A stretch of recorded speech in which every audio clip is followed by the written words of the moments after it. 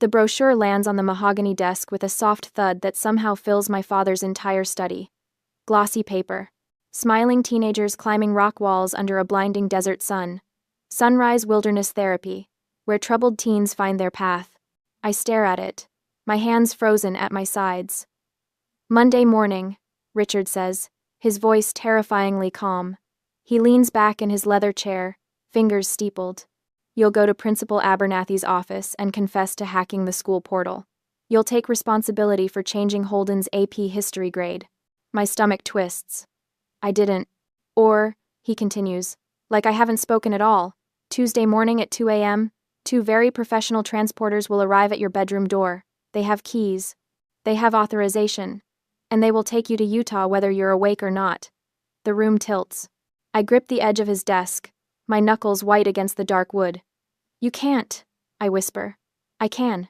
He slides a packet of papers toward me. Legal documents. Authorization forms. All signed, all dated. You're a minor, Maren. I'm your father. The law is very clear about what I can do. My throat closes. This morning I was fixing the router in the hallway, hoping he'd notice, hoping he'd say something like, good work, or, thanks, sweetheart. Instead, I'd overheard him in here with Catherine, their voices low and urgent. 100% plagiarism flag. My mother had said, Yale's recruitment office will see it. Holden can't afford this. Not with the lacrosse scholarship on the line. I'd pressed myself against the wall, listening to them discuss my brother's AP history final, like it was a corporate crisis, which, I suppose, to them, it was. Holden Wright, star athlete, future Yale legacy, caught cheating, their golden child tarnished, and somehow, that became my problem. I have early acceptance to Stanford. I say now, hating how small my voice sounds. I have a 4 gigapascals. I've never even had detention. Richard waves this away like he's swatting a fly. None of that matters if you can't be a team player, Maren. This family has a legacy. Your brother's future is at stake. My future is irrelevant. He stands, buttoning his suit jacket. Holden is an athlete. He brings value. You? His eyes sweep over me, cold and assessing. You fix computers. That's not a legacy. That's a hobby. The words land like a slap. I've spent 17 years trying to be useful to these people, fixing their devices, troubleshooting their network, managing their passwords, always hoping that if I just made myself indispensable enough, they'd finally see me. But standing here, watching my father look at me like I'm a line item to be managed, I understand. I was never their daughter. I was always just a resource.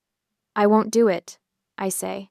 Catherine appears in the doorway, perfectly dressed as always, her country club pearls gleaming. Richard, is everything settled? Not quite. He nods toward me. Our daughter is being difficult. She sighs, the same exasperated sound she makes when the caterers arrive late. Maren, honey, just do what your father says. It's one little confession. You'll be fine. I'll have a criminal record. Oh, don't be dramatic. She examines her manicured nails. It's a school matter. It'll go away. But Holden's plagiarism won't. That's the point. I take the fall. He stays clean. Yale never knows. The Wright family machine keeps running smoothly. Monday morning, Richard repeats. Principal Abernathy is expecting you at 8 a.m. He's already arranged it. Of course he has. This was never a discussion. This was a notification. And if I refuse? He picks up his phone, shows me the screen. A contact labeled, Sunrise Transport Services. His thumb hovers over the call button. I have their 24-hour line, he says quietly. They can be here in 6 hours if needed. But I'd rather you chose the sensible option. My legs feel weak. The study seems to shrink around me. All dark wood and expensive leather and the faint smell of his cologne. A prison dressed up as success. I need to think. I manage. You have until Monday. He sets the phone down. I suggest you think quickly. I turn toward the door, but his voice stops me. Oh, and Maren? I'll be keeping your laptop and phone until this is resolved, just to ensure you don't do anything foolish. He holds out his hand. Waiting. I pull my phone from my pocket with shaking fingers.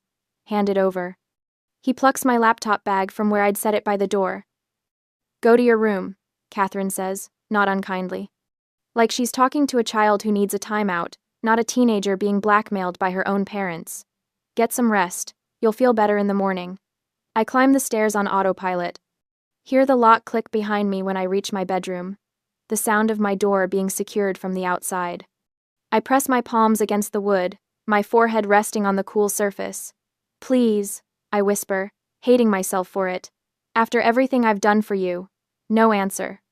Just footsteps retreating down the hallway. I sink to the floor, still hoping they'll come back. Still hoping this is some kind of test that I can pass if I just find the right answer. Still seeking their love, even now. Especially now. Saturday light filters through my bedroom curtains, weak and gray. I've been trapped here for 14 hours now. My stomach aches from skipping dinner, but the nausea wins every time I think about eating the granola bar. Catherine slid under my door this morning. I pull myself off the bed and walk to my bookshelf. Third shelf from the top, wedged between my AP chemistry textbook and last year's yearbook. My fingers find the hollow space I carved out months ago. The burner phone is exactly where I left it. Emergency device. That's what I told myself when I bought it with cash from my bug bounties, just in case. I never imagined the emergency would be my own parents. The screen glows to life. One contact saved. Mrs. Vance. I type fast, thumbs shaking. Need help. Locked in. Can you access school server? Check Holden's AP history final. The response comes in 40 seconds. On it. Stay calm. I pace the room while I wait. 6 steps to the window. 6 steps back. My mind runs calculations, probabilities, escape routes. But every scenario dead ends at the same problem. I'm 17. Legally, they own me. 10 minutes pass. Then, oh my God, Maren. My heart stutters. What did you find? Plagiarism confirmed. Essay purchased from Academic Mill. But there's more. Checking the document header now. I sit on the edge of my bed, phone gripped so tight my fingers ache. The house is quiet except for the occasional creak of floorboards below. Richard and Catherine moving through their Saturday routines like nothing is wrong. Like they didn't just threaten to have me kidnapped. The phone buzzes. I found the forwarding chain in the file metadata. The receipt was emailed to r.wright@wrightassociates.com. I read it 3 times. Not just academic dishonesty. Corporate fraud. Richard used his work email to facilitate the transaction. He likely expensed it. My father didn't just fail Holden. He committed embezzlement to cover it up. The room seems to tilt. I press my palm against the wall, steadying myself. This is bigger than a plagiarism scandal. This is criminal. Federal charges. Prison time. Another buzz. Are you safe? Should I call someone? I want to say yes. Want to tell her to call the police. Call anyone. But I know how this plays out. Richard has lawyers. He has money. He has a network of people at the country club who owe him favors. And I have nothing except this phone and a teacher who cares. Not yet, I type. Need more time. Downstairs, I hear Richard's voice. Muffled through the floor, but I catch fragments. Tuesday morning. Confirmed. 2 a.m. Pickup. He's talking to them, the transporters, making it real. Something shifts inside my chest. Not fear anymore. Something colder, sharper. I stop crying. Just stop. The tears dry up like someone turned off a faucet. Because I finally understand. There is no earning my way out of this. No amount of usefulness will make them love me. I could fix every computer, solve every problem, sacrifice everything, and it would never be enough. They don't see a daughter. They see a tool. And when a tool stops being useful, you discard it. I stand and walk to the heating vent in the corner of my room. The screws come out easily. I've practiced this. Behind the metal grate, tucked into the ductwork, is a small USB drive. Cold wallet. $5,000 in cryptocurrency from 3 years of bug bounties. My escape fund. I power up my old tablet, the one Richard doesn't know about, hidden in my closet behind winter coats. Connect the USB. My hands are steady now. Clinical. The cryptocurrency exchanges to a prepaid Visa in 17 minutes. I watch the progress bar fill, thinking about all those nights I spent hunting vulnerabilities in corporate systems. All those reward payments I saved instead of spent. I was preparing for this without knowing it. Can you set up a trap?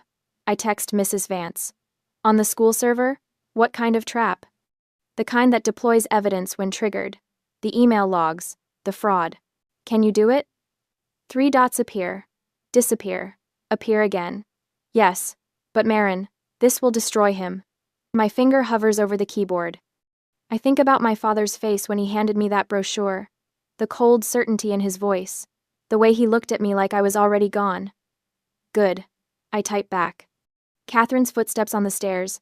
I shove the phone under my pillow, hide the tablet under my mattress. She unlocks my door, edges it open. Carries a tray with a sandwich and apple slices. You should eat something, she says, not meeting my eyes. She sets the tray on my desk and turns to leave. Mom. She pauses, hand on the doorframe. Why are you doing this? She looks at me then. Really looks. And for half a second I see something flicker across her face. Guilt, maybe. Or shame. But then it's gone. Your brother needs this, she says quietly. The family needs this. And what do I need? She doesn't answer. Just closes the door, locks it. I listen to her footsteps fade. Retrieve the phone from under my pillow. Trap armed. Mrs. Vance texts. Payload ready to deploy on command. Are you sure about this? I look around my room. At the trophies from academic competitions Richard never attended. The certificates from coding camps Catherine never asked about. The Stanford acceptance letter pinned to my bulletin board that they dismissed as irrelevant. This was never my home. These were never my parents. They're captors, and I'm done being their prisoner. I'm sure, I type. Let's end this. On Sunday night, the country club's crystal chandeliers throw fractured light across white tablecloths, making everything look sharp and expensive. I smooth my navy dress, Catherine's choice, not mine, and force my face into something neutral. Blank. The expression I've practiced in the mirror for the last hour.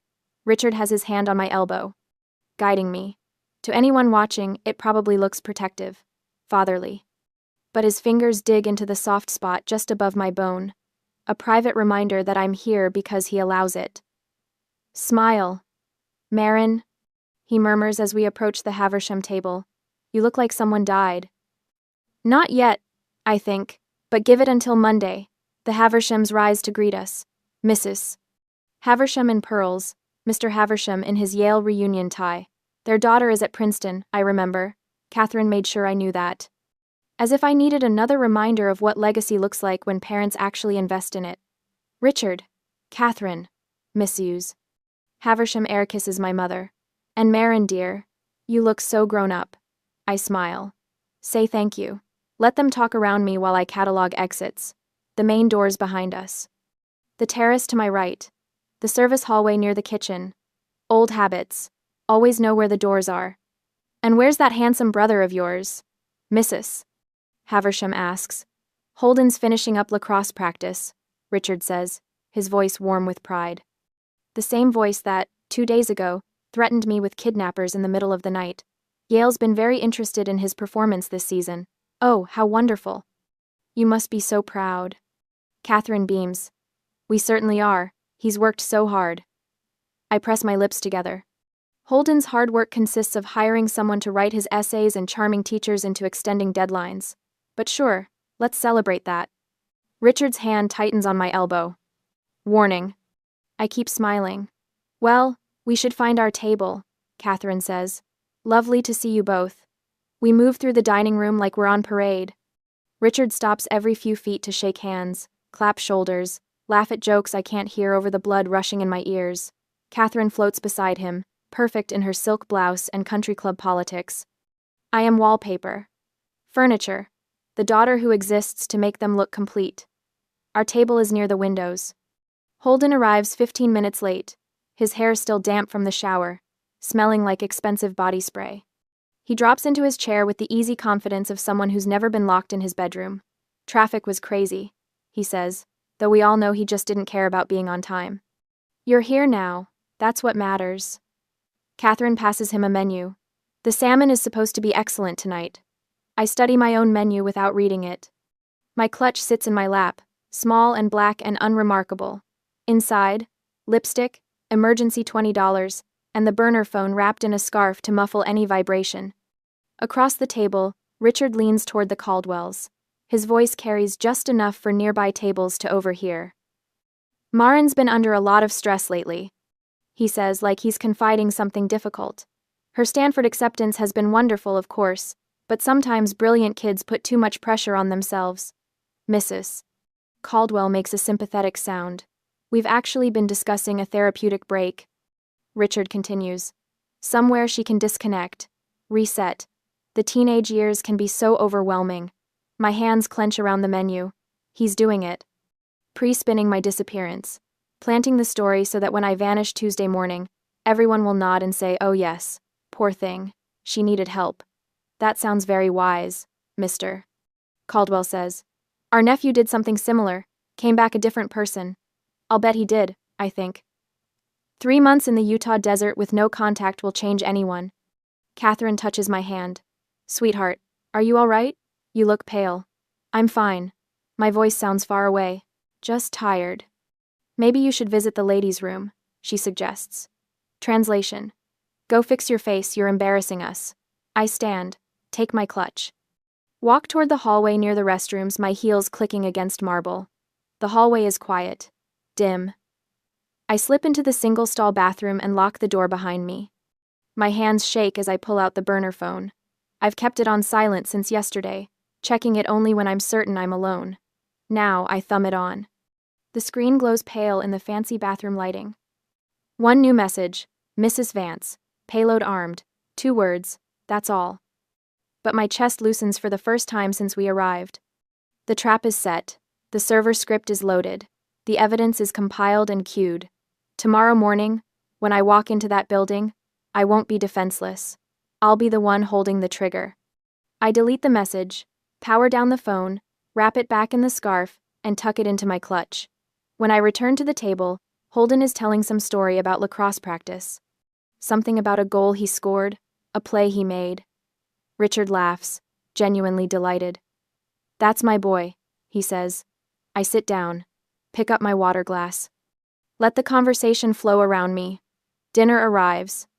Salmon for Catherine, steak for Richard, pasta for Holden. I ordered soup because it's hard to look like you're eating when you can barely swallow. You should eat more than that, Catherine says quietly. You're getting too thin. I take a spoonful. It tastes like nothing. After dinner, Richard excuses himself to smoke cigars with the Haversham men. Catherine drifts toward the bar to gossip with the tennis ladies. Holden heads for the lobby, probably to flirt with the hostess. I follow him, not because I want to, because I need to. He's leaning against the coat check counter, scrolling through his phone. Smirking at something. Holden. He looks up, the smirk widens. Hey, sis. You surviving? Barely. Yeah, well. He pockets his phone. Maybe next time don't make things so complicated. Just take the hit for the team, you know? Something in my chest goes very cold. I look at him. Really look at him. This person who shares my DNA, my last name, my home. This stranger who thinks my future is a reasonable sacrifice for his convenience. And I feel nothing. Not anger. Not hurt. Just a distant clinical observation. He is not my brother. He's a symptom of the disease that is this family. You're right, I say quietly. I should have made things simpler. He blinks, surprised. Oh, well, good. See you at home. I walk back toward the dining room, but I don't feel afraid anymore. I feel clear, focused. They're at the table when I return, Richard and Catherine discussing golf schedules. They look up when I approach. Feeling better? Catherine asks. Much better. I meet Richard's eyes. Let him see the daughter who's learned her place. The one who understands the family comes first. Don't worry, Dad. I'll handle everything tomorrow. Something in his face relaxes. Victory. He thinks I'm giving in, accepting my role. Good girl, he says. I knew you'd see reason. I smile. It feels cold on my face. Precise. I always do. Later, in the car ride home, I watch the streetlights blur past my window. Catherine hums along to classical radio. Richard drives with one hand, relaxed and confident. They think they've won. They have no idea what Monday morning will bring. No idea that while they were parading Holden around, I was confirming the weapon that will dismantle everything they've built. Tomorrow will determine everything. The trap is set. All I have to do is spring it. Monday morning, I dress in my Sterling Hall uniform with hands that barely shake, button the blazer, straighten the tie, check my reflection in the mirror, and practice the expression I need. Broken. Defeated. A girl who knows she's lost. It's not hard. I've worn this face before. The real trick is remembering it's a costume now. Downstairs, the kitchen smells like Catherine's French press coffee, and the expensive bread she orders from that bakery in Greenwich. Normal morning sounds. Richard reading something on his tablet. Holden crunching cereal like he doesn't have a care in the world. Because he doesn't. Not anymore. I'm taking care of everything. I clutch my school bag against my chest as I enter, letting my shoulders curl inward, make myself small. The broken burner phone sits right on top, waiting to be found.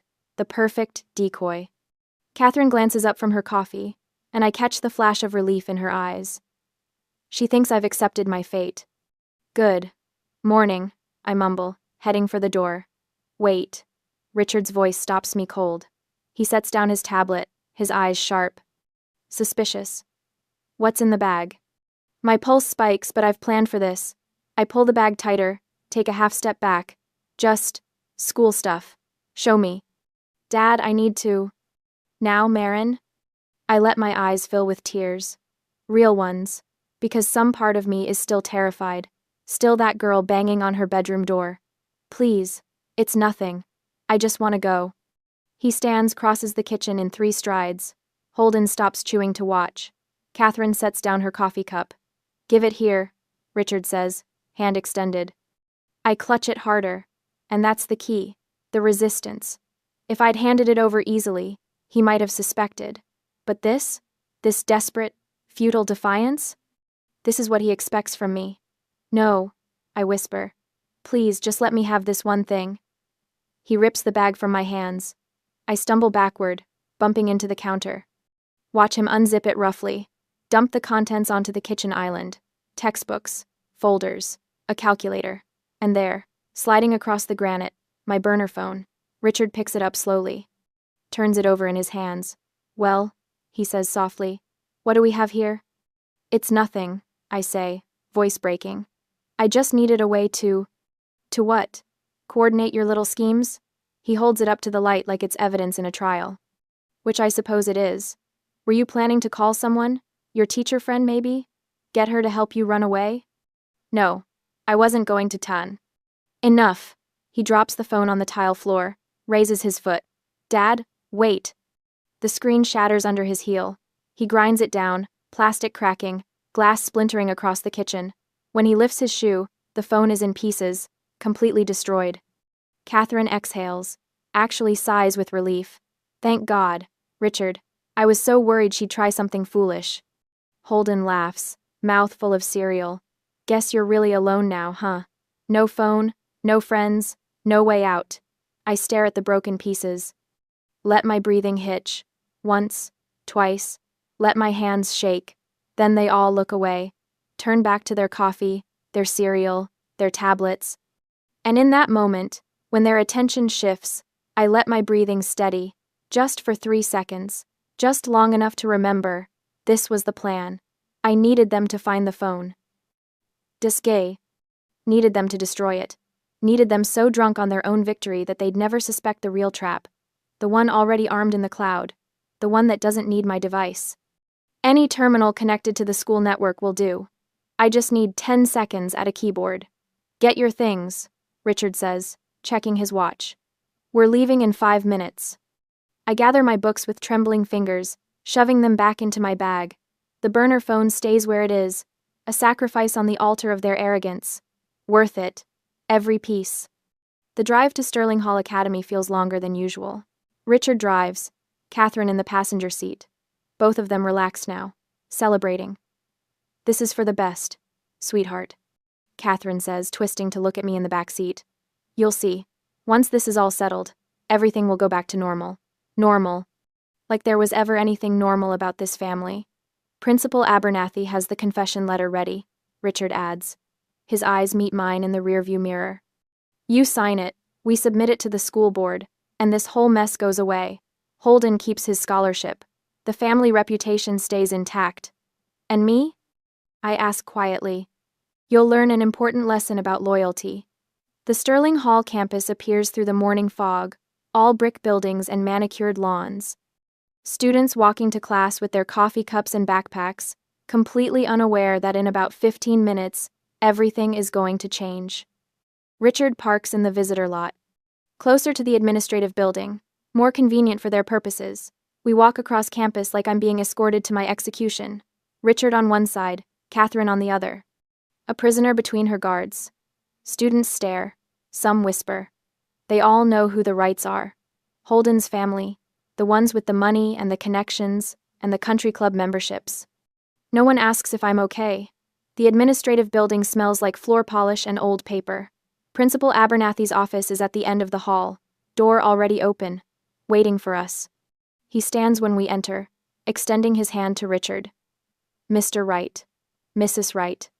Then, barely glancing at me, Maren. Gerald? Richard says, shaking firmly. First names. Of course they're on a first-name basis. Thank you for accommodating us this morning. Anything for Sterling Hall's most generous donors. Abernathy gestures to the chairs. Please, sit. Richard and Catherine take the leather chairs facing the desk. I'm left standing until Abernathy points to a smaller chair off to the side.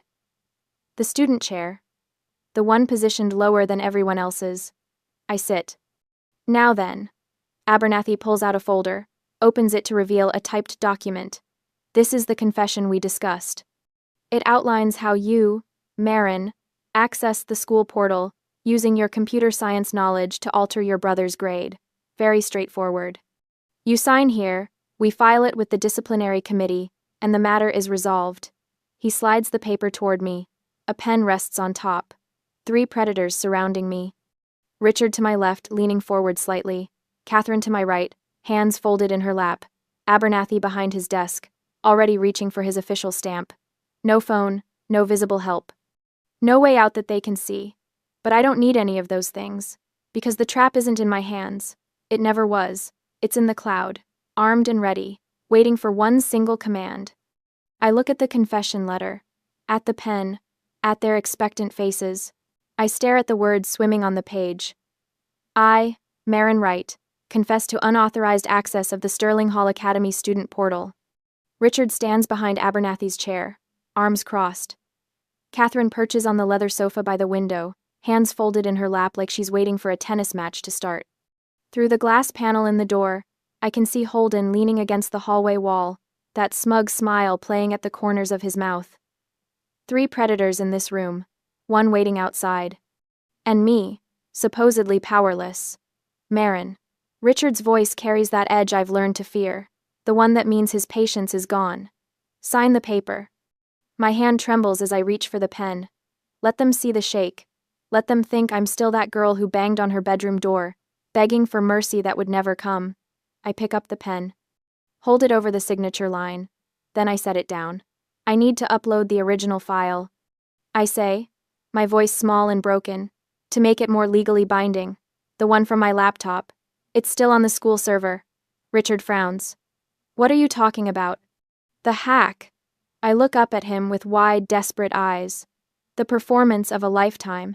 If I'm confessing, shouldn't there be proof? Real documentation? Otherwise, it's just my word against. I let my voice trail off, like I'm too scared to finish. Abernathy glances at Richard. She has a point. If there's evidence of the breach, it would make the confession more airtight. There is no evidence, Richard says sharply. Because she didn't actually do it. But if someone asks questions later, I whisper, if Stanford finds out, they'll want proof that it was me, and not. I swallow hard, not someone else. The bait dangles. Richard's eyes narrow, calculating. He wants this buried deep, wants every possible angle covered. His corporate instincts kick in. Always get it in writing. Always document the fall guy. Fine. He nods toward the desk. Make it quick. Abernathy stands abruptly, smoothing his suit jacket as he steps aside to give me access. My heart hammers, but I keep my breathing shallow and quick. Terrified child. Compliant victim. I slide into the leather chair, still warm from him, and my fingers find the keyboard. The muscle memory takes over. A single command line, typed so fast it barely registers. Enter. The wall monitor behind Abernathy's desk flares red. Richard steps forward. What did you... The screen erupts with text. Forensic logs scrolling in real time, white text on crimson background, IP addresses, timestamps, access records. And there, in bold letters at the top, evidence of academic fraud. What is this? Abernathy reaches over my shoulder, clawing for the mouse, but nothing responds. The screen keeps scrolling. Holden's student ID number. The AP History Final. The 100% plagiarism flag. Then the email chain appears. The forward from Holden. The response from Richard. The attached expense report submitted to Wright and Associates Financial Group. Catherine makes a small sound, like air escaping from a punctured tire. Turn it off, Richard says, his voice deadly quiet. I can't. Abernathy is clicking frantically. It's not responding. I don't. The printer starts. That horrible grinding sound as it wakes up, and then paper begins spewing out. Page after page of evidence. The logs, the emails. The internal expense report proving that Richard Wright paid for his son's cheating using company funds. Company funds. The screen updates with new text. Copies of this evidence have been automatically distributed to the following recipients. The list appears, line by line. Ivy League Athletic Commission, Sterling Hall Academy School Board, Hartford Courier Press, Connecticut Attorney General's Office, IRS Criminal Investigation Division. Richard's face goes white. Not pale, white, the color of bone. You little... He reaches for the computer, but the monitor goes black. The printer falls silent. 15 pages scattered across Abernathy's desk, across the floor, perfect copies of his fraud laid out like playing cards. Someone is knocking on the door. Hard, urgent knocking. Abernathy opens it with shaking hands. A security officer stands there, and behind him, a man in an expensive suit I recognize from Wright family dinners. School Board Chairman Wallace. Richard. Wallace's voice is ice. I just received a very interesting email. This is a misunderstanding. Richard starts, but Wallace holds up his phone. Embezzlement of corporate funds for personal use, fraud, bribery of a school official. He looks at Abernathy, who has gone gray. We need to have several conversations, starting now. The security officer steps into the room. Mr. Wright, I'm going to have to ask you to come with me. You can't be serious. Richard's voice cracks. Do you know who I am? I know exactly who you are. Wallace's expression is granite. That's why this is going to be handled by the book. Officer, please escort Mr. Wright to the security office. Someone from the school board's legal team is already on their way. Richard turns to me, finally sees me, really sees me. I stand up from Abernathy's chair, and I don't look away. Don't blink. Don't apologize. His reputation is burning in real time. Every email recipient reading the evidence, the IRS flagging his account. Yale's recruitment office adding Holden to their permanent blacklist. The country club members Catherine cares so much about forwarding the Hartford Courier article to each other over morning coffee. Everything he built, everything he valued, every reason he thought he could threaten me. Ash. Maren. Catherine finds her voice, thin and desperate. Tell them this is a mistake. Tell them. I pick up my bag, walk toward the door. Maren, please. I pause in the doorway. Look back at them one last time. Richard, being guided out by security, his perfect suit suddenly looking cheap. Catherine, frozen on the sofa, her country club pearls catching the light. Abernathy, holding the evidence papers with trembling hands. And through the window, Holden's face pressed against the glass, smile finally gone. I don't say anything. Don't need to. The evidence spoke for me. I walk down the hallway, past lockers and classrooms and students who don't know yet that their school just imploded, past Mrs. Vance's computer science lab, where I catch a glimpse of her at her desk. She gives me the smallest nod. The front doors open. Sunlight hits my face. I step outside and keep walking. No looking back. No waiting for approval. Just air. Just freedom. Just me. The notification chimes on my laptop, and I glance up from the penthouse window where San Francisco Bay spreads out in endless blue. 7 years since that Monday morning in Principal Abernathy's office, and the sound of an incoming message still makes my shoulders tense for half a second before my brain catches up. Old habits. But this isn't a threat. It's a video message from the scholarship fund I established 3 years ago. A girl named Emma, maybe 16, records herself in what looks like a college dorm room. Her voice shakes slightly as she thanks me for the grant that helped her leave her toxic family situation and finish high school independently. "I never thought I'd make it here," she says to the camera, "but someone believed kids like us deserved a chance." I close the laptop gently. Same device type that once represented my cage. Different context entirely. The coffee shop where I'm meeting Mrs. Vance is a 10-minute walk from my building. She's already there when I arrive, her gray hair shorter now, but her smile exactly as I remember it. We hug like the friends we've become, though she'll always be the teacher who saved my life. 7 years, she says, settling into her chair. "Look at you." I don't need to look. I know what she sees. The quiet confidence of someone who built her own definition of worth from scratch. No expensive clothes trying to prove anything. No desperate energy seeking approval, just steady ground under my feet. The fund hit 50 recipients this month. I tell her, "You're giving them what we gave you. A way out." She stirs her coffee slowly. "Have you heard from them? Your family?" The question doesn't sting anymore. Richard's still in federal prison. Fraud and embezzlement carried a longer sentence than he expected. Catherine burned through whatever money he'd hidden. Last I heard, she's been banned from every country club in Connecticut. And Holden? Working retail. No Yale, no lacrosse career, no immunity. I take a sip of my coffee. Turns out being the golden child doesn't mean much when the gold was always fake. Mrs. Vance nods, understanding that I'm not gloating. Just stating facts. The wreckage they created for themselves after I walked away. Later, I take Justice to the beach. He's a rescue mutt, lean and scarred, with one ear that doesn't quite stand upright. We found each other 2 years ago, both of us knowing what it meant to survive something that should have broken us. My phone buzzes. Visual voicemail. Catherine's name on the screen. I stop walking, Justice sitting patiently beside me while I stare at the notification. My finger hovers over the play button. 7 years ago, I would have listened immediately, that old instinct to be useful flaring up despite everything. But I'm not that girl anymore. I don't press play. I don't even feel curious about what she wants. The desperation in her voice would be obvious even without hearing it. Probably money, probably framed as a mother's rightful due from her daughter. I delete the message. No anger, no triumph, just peace. Justice leans against my leg, and I scratch behind his good ear. The ocean stretches out in front of us, salt air filling my lungs. Free air. Air I chose. We walk along the shoreline, my phone silent in my pocket, my shoulders loose. Somewhere behind me is a woman who gave birth to me but never saw my value. Somewhere ahead is a life I architected from nothing but my own spine, and a teacher's belief that I deserved better. The silence between us isn't imprisonment anymore. It's choice. I breathe deep, and Justice matches my pace, and we walk until the sun starts sinking toward the water. No looking back. No waiting for approval that will never come. Just forward. Always forward.